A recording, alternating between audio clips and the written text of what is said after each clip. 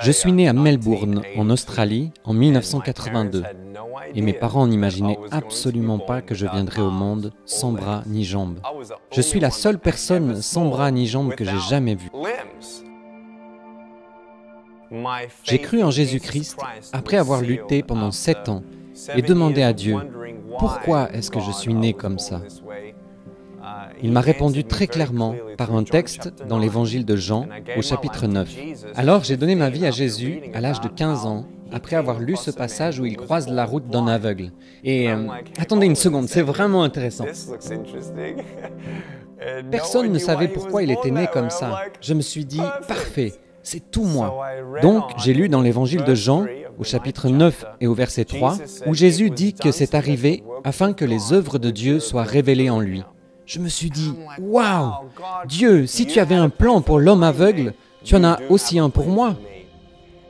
C'était le début de ma relation personnelle avec Jésus. Des groupes de jeunes, des églises ont commencé à me solliciter. Partout, des portes se sont ouvertes pour que je puisse donner mon témoignage. J'ai parlé devant 300 lycéens. Au bout de 3 minutes, la moitié des filles s'étaient mises à pleurer. L'une d'elles, au milieu de la salle, les larmes aux yeux, a levé la main et dit « Je suis vraiment désolée de vous interrompre, mais est-ce que je peux venir pour vous prendre dans mes bras ?» Devant tout le monde, elle s'est avancée et m'a prise dans ses bras.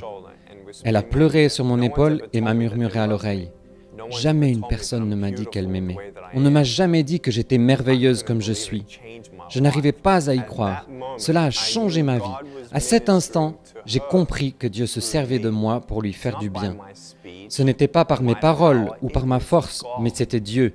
Et mon cœur s'est enflammé de passion. C'était vraiment impressionnant de voir une personne transformée pour toujours.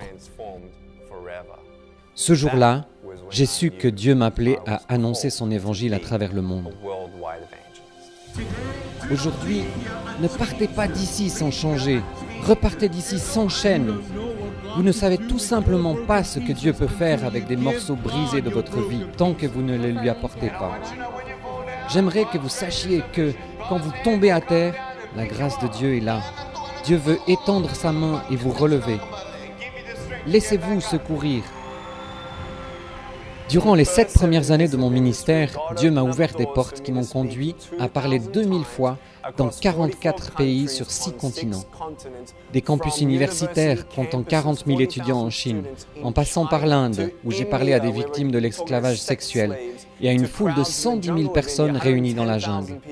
Puis l'Indonésie et l'Asie du Sud-Est, la Colombie et le Costa Rica, où j'ai pris la parole lors de conférences internationales et pu voir les dirigeants consacrer leur pays au Seigneur Jésus. La Corée, où j'ai abordé le thème de la dépression et du suicide devant un public de jeunes, jusqu'en Europe de l'Est et notamment en Serbie, en Slovénie et en Croatie. Et le message d'espérance a pu être aussi annoncé à travers tout le monde arabe. Ça, c'est Dieu. Et nous savons que nous n'en sommes qu'au début. Par la grâce de Dieu, nous avons vu de nos yeux un demi-million de personnes dire oui à Jésus et être mises en contact avec une église locale. Aussi fou que cela puisse paraître, avec notre association Life Without Limbs, nous avons pour but de prêcher à chaque personne de la planète, 7 milliards de personnes.